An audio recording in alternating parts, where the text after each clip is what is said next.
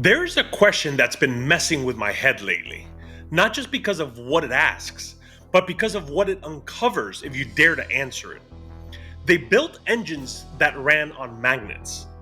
One guy got 376 miles per gallon with parts from a lawnmower.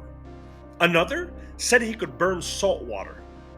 You've probably never heard their names. That wasn't an accident.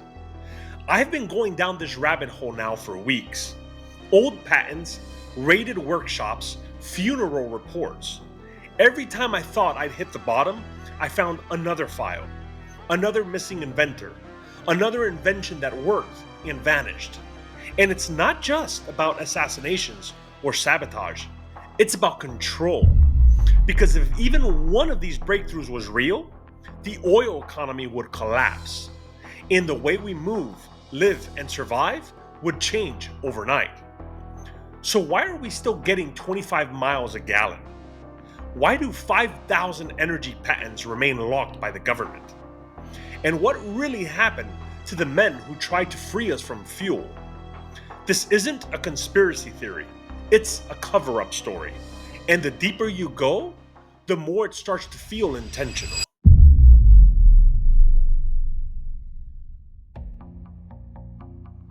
We've been told progress is a straight line, that every decade brings smarter tech, better engines, cleaner systems. But when it comes to fuel efficiency, that line breaks. In the 1970s, they built cars that got 200 miles per gallon, using off-the-shelf parts and clever design.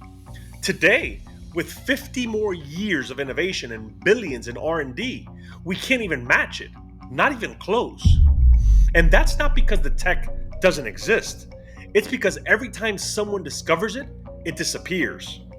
Every time someone dares to challenge the fuel economy, they get challenged by something else. One man builds a vapor system, dead in a year. Another uses magnets, raided. One runs a car on water. He collapses in a parking lot. It's a pattern. Breakthrough, spotlight, silence. Because when power can't be taxed, it's taken. Hey guys, real quick before we go any deeper, if you want this channel to actually survive, please hit that subscribe button. We have no sponsors, no networks. It's just me and you digging into stuff no one else wants to touch. If you want to keep chasing truth down rabbit holes the algorithm doesn't like or won't help us push, that button's how we keep going. All right, let's get into it.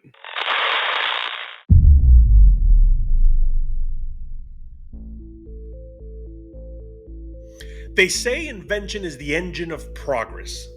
But what they don't say is what happens to that engine when it threatens the wrong economy. This isn't about one inventor or one machine.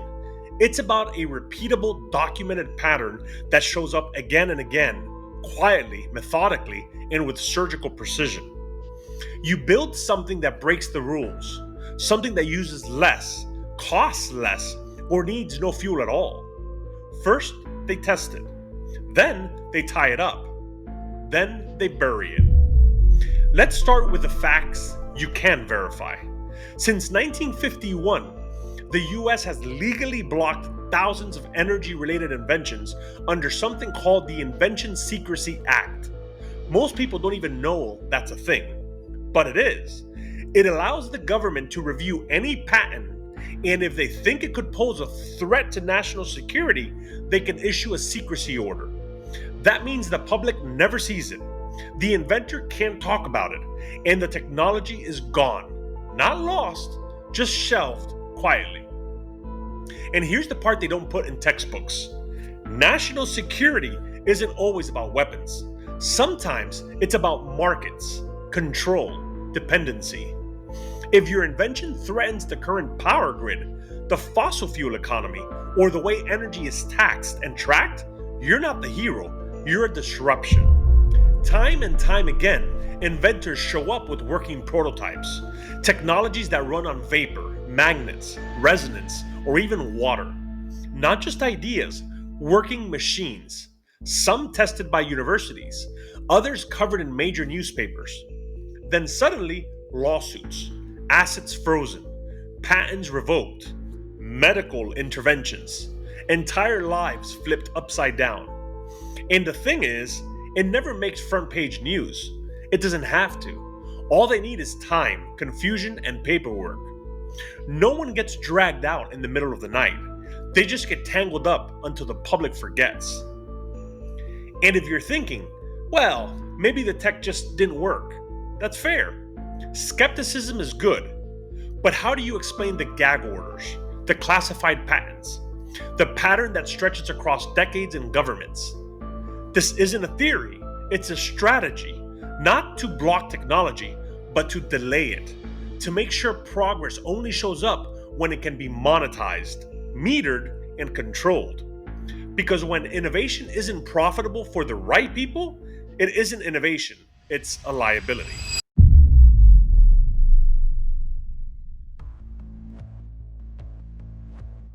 Let's talk about machines that weren't supposed to exist. Not prototypes trapped in some Hollywood script, not fringe basement experiments. I'm talking about documented technologies that slipped into public view just long enough to prove they worked before they vanished. First up, Tom Ogle, 1977, a 26-year-old mechanic in Texas who modified a Ford Galaxy with a vapor fuel system. No battery, no hybrid motor. Local journalists witnessed it firsthand. 200 miles on just 2 gallons of gas. No tricks, no secret wires. He claimed his system could push over 100 miles per gallon, consistently. The story went national. A few months later, he was dead, and his technology caught in legal quicksand. Whatever he built, it scared someone enough to make sure it never hit the market. Then there's Stanley Meyer, the man who said he could run a dune buggy on water. Yeah, water. His water fuel cell used high-frequency resonance to split hydrogen and oxygen on demand. He gave public demonstrations. He filed multiple patents. And his work drew interest from both European investors and the US military, including classified briefings. In 1998, he dies suddenly after a dinner with 2 Belgian businessmen. His brother claims his final words were, "They poisoned me." Whether you believe that or not, what matters is this: his tech was never reproduced. His research vanished. Next up, the JET reactor, GEET, developed by Paul Pantone. A bizarre-looking system that used fuel vapors and a plasma-like reaction to allegedly increase mileage and drastically cut emissions. Some scientists called it crude but promising. Others said it violated known combustion principles. But the kicker? Pantone ended up institutionalized. His supporters say it wasn't because of mental instability, but because he refused to hand over the full schematics. No blueprints disappeared. JET is now a ghost tech, half legend, half locked box. Then we come to a bombshell from MIT in 2015. A researcher developed a battery prototype that charged in under 30 seconds, didn't require lithium, and was scalable for commercial use. It was safe, clean, and potentially world-changing. And then, nothing. Funding evaporated. The lab shut it down. The public never saw a follow-up. No official reason, it just quietly dissolved. But this next one isn't theoretical. It's on public record. The Shell MPG Challenge. In the 1970s and 80s, Shell Oil sponsored a competition to build the most fuel-efficient car using real parts. No sci-fi, just engineering. One entry reached 376 miles per gallon. Tested, verified, never produced. Shell never followed up with production partners. No patents were pushed forward. They shelved the data. And then there's the Volkswagen XL1, the most efficient car ever built for public sale. A sleek diesel hybrid that got over 260 miles per gallon. It was real, street legal. A handful hit the roads in Europe in 2013. And then, Volkswagen pulled the plug, citing lack of interest. But inside sources said otherwise. It was too expensive to mass produce and too disruptive to justify the risk. Because if you sell a car that needs almost no fuel, what happens to the oil industry, the repair shops, the entire aftermarket economy? These weren't fringe experiments. These were proof of concept threats, and each time the pattern repeated. They came out, they worked, and then they were gone.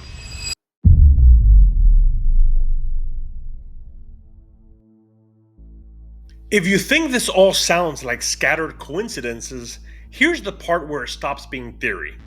Because in the United States, there's a legal mechanism that allows the government to quietly bury any invention it deems a threat to national security. It's called the Invention Secrecy Act of 1951. And it's not some dusty Cold War relic, it's still active today. As of the most recent declassified count, over 5,000 patents, 5,000, many of them related to energy, propulsion, or communication, have been locked behind what's called a secrecy order.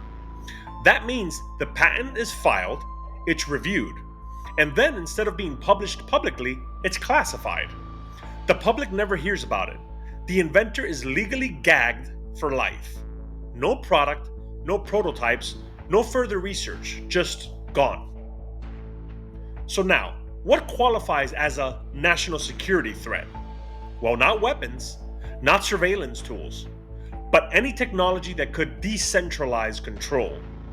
You invent a system that lets people generate power at home? That's a threat. A battery that charges in seconds and doesn't require global mining chains? That's a threat. A combustion redesign that cuts oil dependency by 90%? Most definitely also a threat. It doesn't have to be perfect. It just has to be possible and disruptive. And here's the worst part. This system doesn't attack ideas head on. It doesn't try to disprove them or shut them down in public. It simply absorbs them and silences them. Because denial causes noise, but silence erases memory. These aren't lost technologies. They were found, then intentionally hidden. And in a world built on control, nothing is more dangerous than a power source they can't meter.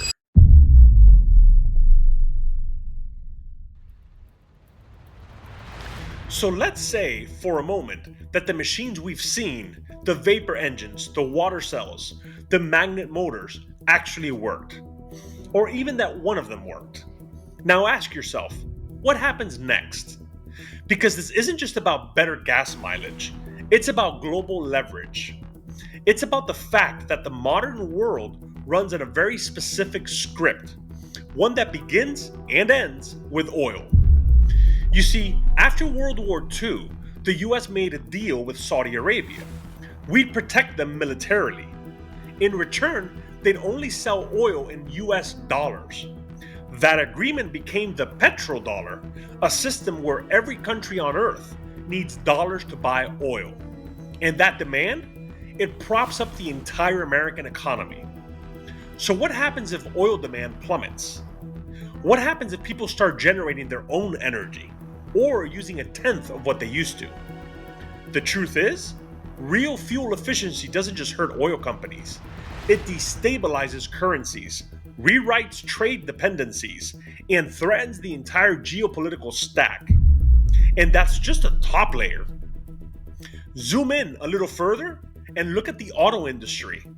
If you could build a car that gets 200 miles per gallon, or runs on water, or needs almost zero maintenance, you wouldn't just save fuel, you'd break the dealership model, which makes money off markups and service, the parts supply chain, which thrives on things breaking, the planned obsolescence that ensures you'll be back in 5 years for a brand new one. So in other words, real efficiency? Well, no, that kills the model. A car that lasts 25 years and costs pennies to run? Nope, that's anti-capitalist. That's fuel repairs, fewer oil changes, fewer loans, fewer upsells. And suddenly, Entire sectors, from auto parts to petroleum to global finance, start losing money. Big money, recurring money. So the system resists, not because it's evil, but because it's engineered not to evolve. So you see what's going on here? The system needs you buying, it needs you dependent, and above all, it needs you to believe that this is the best we can do. Because the moment you don't, that's when the whole machine starts shaking loose.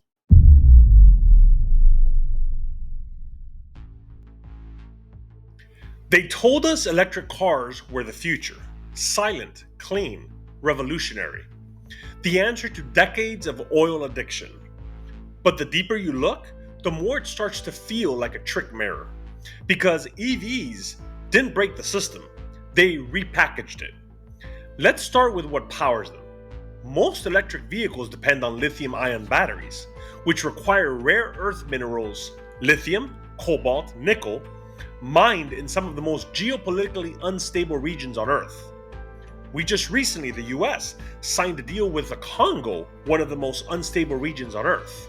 Recently, you've seen the headlines of Ukraine, of our interest in the rare minerals that Ukraine has to offer, also an extremely geopolitical unstable part of the world. That means entire nations are now scrambling to control the next mineral supply chain, just like they did with oil. In the mining, it's not clean, it's not green, and it's anything but ethical. Then there's the grid. EVs don't make their own power.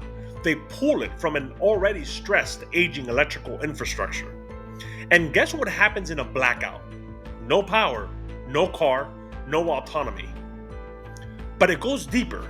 Modern EVs are connected, software controlled, update enabled, and in some cases, equipped with remote shutdown capabilities.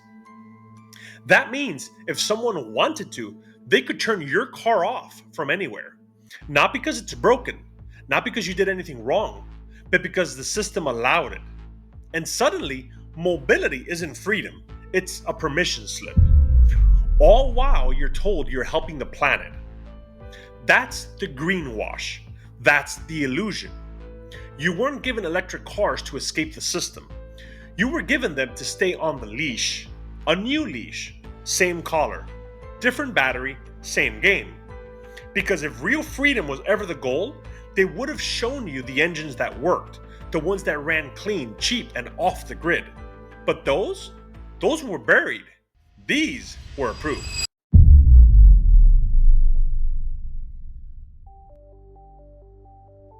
There's one thing they fear more than any engine: energy that can't be sold.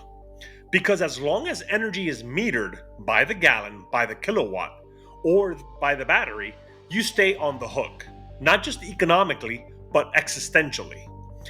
That's why this next set of stories doesn't just raise questions, it exposes a war.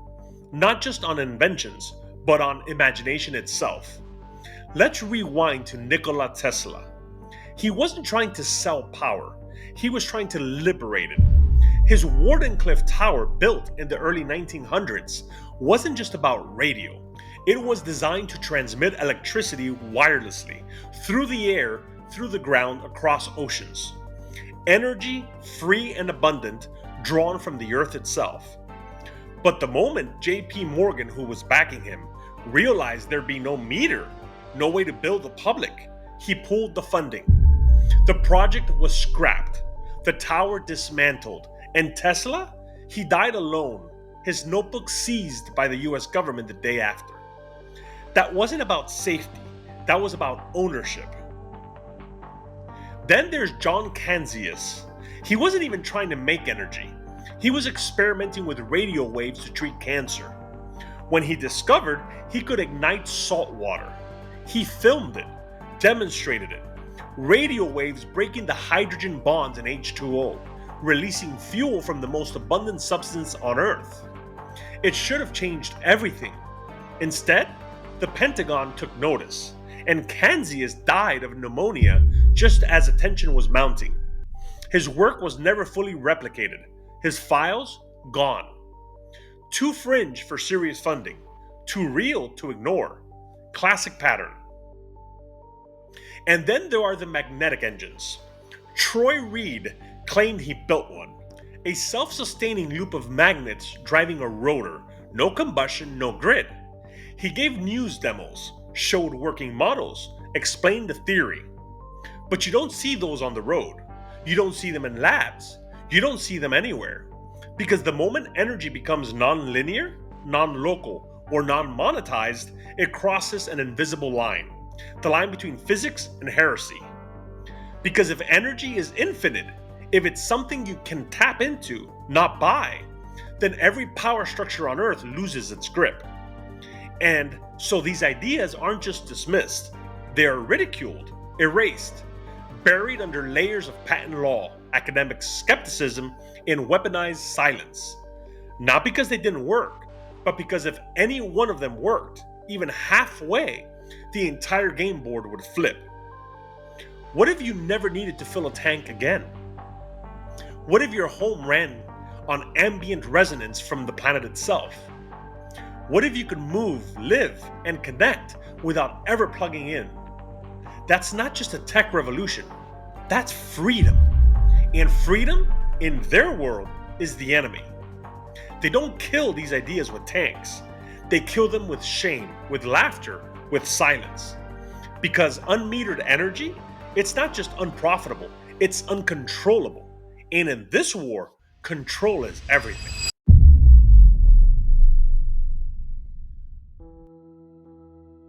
This isn't just about what they buried, it's about what they delayed.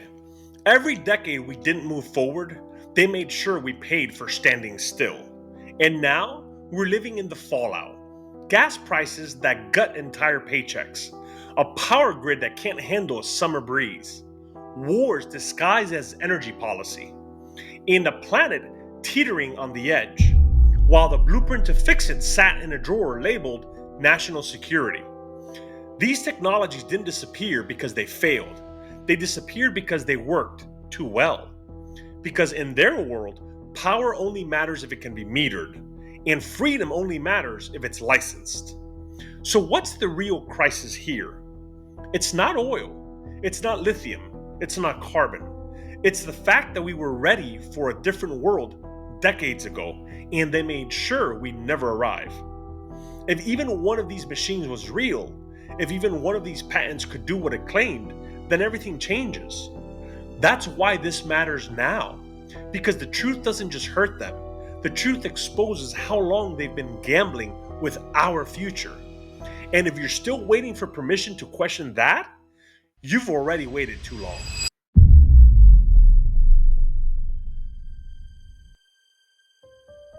We always think that if something worked, really worked, we'd hear about it. That it'd be on the front page, that it would rise to the top, that progress, if discovered, would be unstoppable. But that's not how the world works, because the story of lost energy tech isn't just about cover-ups and gag orders. It's about how easily something can disappear when no one's looking. When one machine breaks the model and someone makes a quiet phone call. When a garage catches fire, or a file goes missing. Or an inventor walks into a meeting and never builds again. And the rest of us, we go back to paying at the pump. We buy the new car, the new battery, the next thing wrapped in the same old leash. Not because we're blind, but because we're exhausted, distracted, numb. That's the part that gets me. That somewhere in a warehouse or a bunker, or maybe just a shoebox in someone's attic, is a drawing, a circuit, a design that could have changed everything, and it never even got the chance to be wrong. It wasn't a conspiracy that buried it. It was indifference. And that's why this matters. Not because it's dramatic, but because it's quiet. Because nobody noticed. And because maybe that was always the point.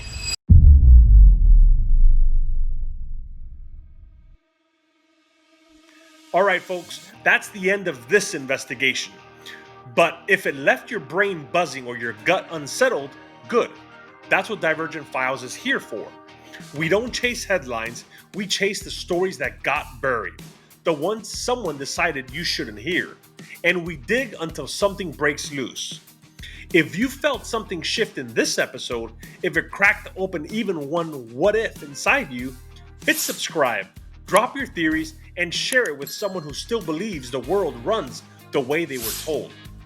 And if you want to go deeper into the declassified material, the theories too hot for YouTube, and the stuff we have to whisper, you'll find all of it at patreon.com/Divergent Files.